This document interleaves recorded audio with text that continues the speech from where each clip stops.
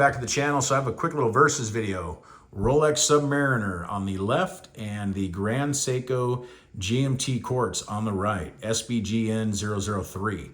I wanted to show these together just because they're very close in size, very close in dimensions, and there would be good, really my idea here is would be a good 2-watch collection.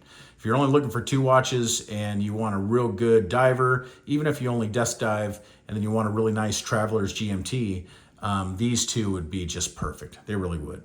So the dimensions on these were pretty much the same side to side, 39 millimeter. And then yes, this sub, I know they listed as a 40, but it's really a 39 as well. Where they're gonna differ is the tip to tip. We're at 45 tip to tip on the Grand Seiko.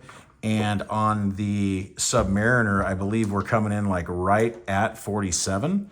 So let's do a tip to tip measurement here. Yeah, we're right at 47. Thickness, we're at 12 on the no date sub. And I believe we are the same here, 12. So the only thing funky really here is we've got a 19 millimeter on the Grand Seiko and it tapers down to 18.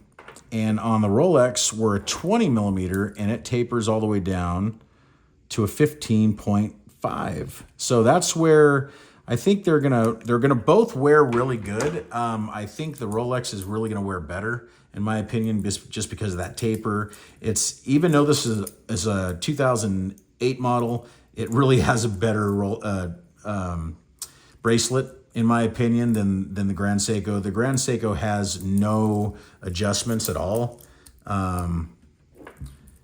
You just, you've got micro adjustments on the Rolex, but you don't have any micro adjustments here on the Grand Seiko at all. There's nothing there. So just hope to God the 2 half links that come with this watch, that they will fit you. This one fits, it's a little snug. I can put another full link in and take the half link out, and it might fit just right. So I might do that. It is a little tedious changing out these screws and changing out the links. So much more easy on the Rolex Submariner. You have one solid screw that goes through. Super easy. They're not micro screws either. These are, and they're very easy to lose. So you got to be very careful. But I think they're both great watches. Let me get the Grand Seiko on my wrist. Here it is on my 7.5 inch wrist.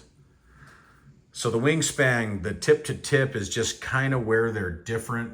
I think that this is a little shorter, so it just looks a little smaller on the wrist.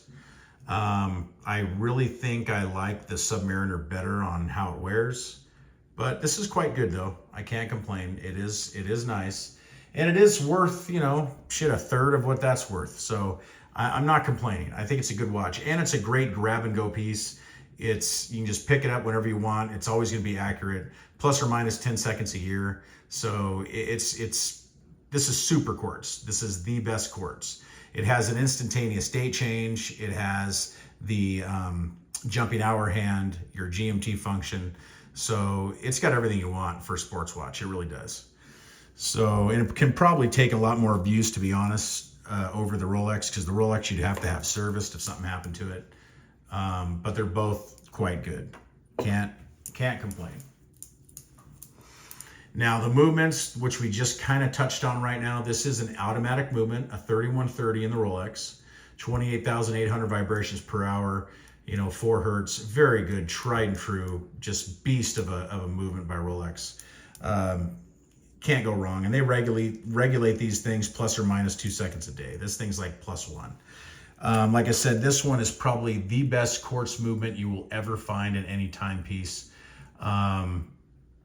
It is plus or minus 10 seconds. It's in like its own little, pressure cabin.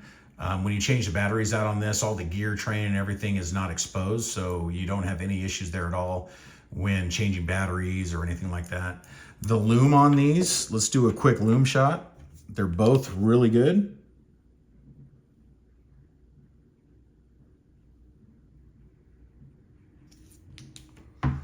Lume shot.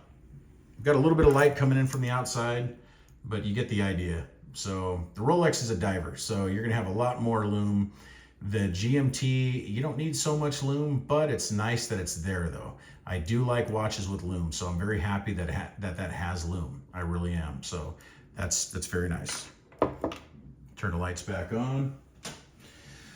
So really, I'm biased when it comes to these two. My favorite watch is just hands down the Submariner, but I think this would be a perfect 2-watch rotation type of deal, you know, 2-watch collection, because you got your diver here and it's automatic, and then you have your tried and true quartz, which will never fail you. Battery change every 3 years. I mean, it's going to last a long time, and you have those GMT functions. And what's really nice is that jumping hour hand. I like that because you can easily just, you know, daylight saving time, you're traveling, whatever it is, just advance that hour hand or go backwards if you'd like, whatever you need to do. And you do not affect that running seconds. So your accuracy will not be affected. I really think that Grand Seiko in a lot of ways can kind of outshine Rolex. I mean, Rolex does a very good job at what they do, but I think Grand Seiko does a little better on their polishing, their attention to detail. These are both inky black dials, which I really love. But I mean, of course, they're different. I mean, you got Swiss manufacturing and you have Japanese, so they are very different. I like them both. I respect them both, and I feel that you can have either of them in a watch collection. So anyway, thank you so much for watching. Please like and subscribe. This is my little versus video here on the Grand Seiko and the Rolex. You guys take care. Have a great day. Thank you, and goodbye.